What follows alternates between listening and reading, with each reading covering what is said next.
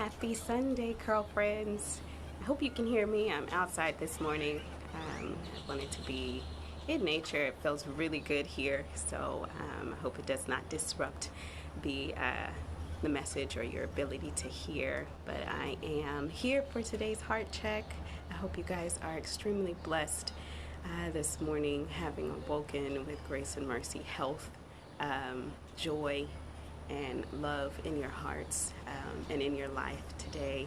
I want to continue our How to Christian, our look at how to say and be a Christian. And like yesterday, I am continuing in Philippians chapter 2. I'm going to be looking at and juxtaposing, which is what I want to talk about today, the juxtaposition of Christianity, verses 7 and 17. So verse 7 talks about Jesus emptying out himself. He emptied out himself, taking on the form of slave or human. And with that, just a little bit of background in the Christ hymn, which is what this is a part of. Verse 6 through 11 is considered the Christ hymn, as it is talking about the story of the person as well as the person and the worship of Jesus Christ.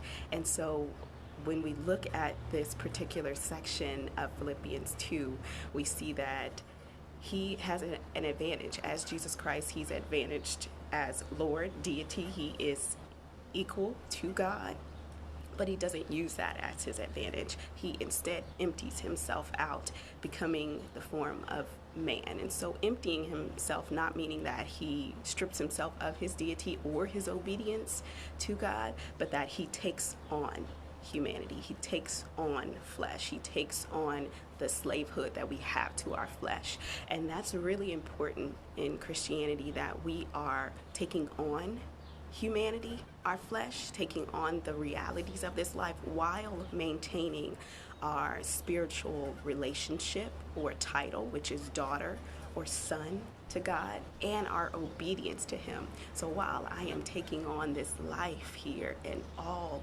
that it is a slave to, all that it is a burden of, I cannot be emptied of my title with God, nor my obedience to him.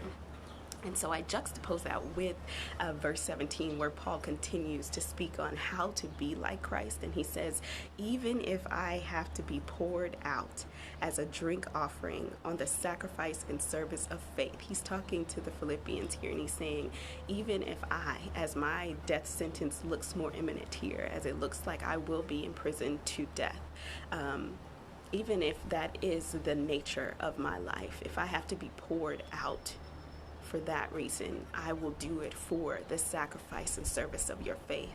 And that's really huge in Christianity, in that the being of a Christian is not that we are just taking on the form of our flesh while staying obedient to God and also staying close to that title that we have of daughter or son of his, but that we are poured out for others, that I am pouring my life out for you.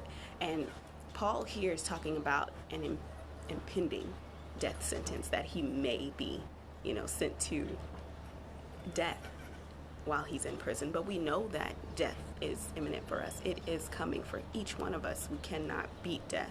And so he's saying here, even if I'm poured all the way out, emptied all the way out in my flesh unto death, our saying is, I know that I will be poured out unto death. I know that I will die. So therefore, I will live with a sacrifice and service to others for your faith's sake.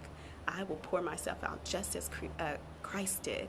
I will make sure that I maintain my obedience and my title with God while I'm taking on this flesh life, and I will pour out my entire life for the service and the sacrifice of others, so that they too may have faith in God. And the difference between saying only and saying and being a Christian is that I am taking on the form of Christ, and I am pouring myself out for others. My advantage of being a daughter, my advantage of being a son, my advantage of hearing from the Holy Spirit, of being in relationship with God, does not make me above. I don't take that above service. I don't use that to not serve. I say because I have that advantage, I know that I must serve others. I must be poured out. I must maintain a relationship with God where I can hear him, and I also must maintain relationship with others, because the kingdom is not just about me.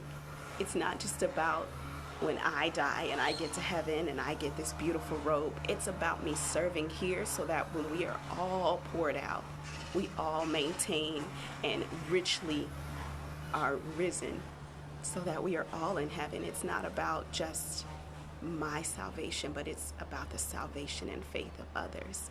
And so I wanted to encourage you, as this is a first part of our Saying and Being and How to Christian series, is to make sure that you are being poured out for others every day.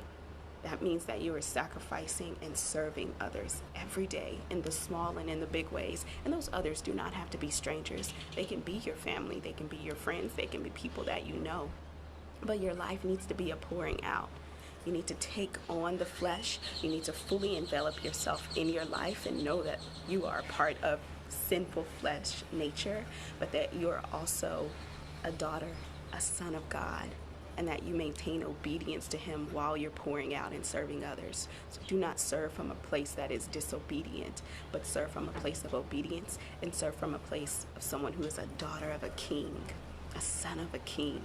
And so in this first day, I just want to make sure that we're all aware of the juxtaposition of Christianity, that we are emptied out into this flesh and we are poured out for others so that their salvation and their faith is strengthened. I love you, curl friends. My life is to pour out. I pray that your life is to pour out so that you can say, as Paul says, that, but even if I am poured out as a drink offering on the sacrifice and the service of your faith, I am glad and rejoice with you. I love you, curl friends. Happy Sunday, and I look forward to talking with you again tomorrow.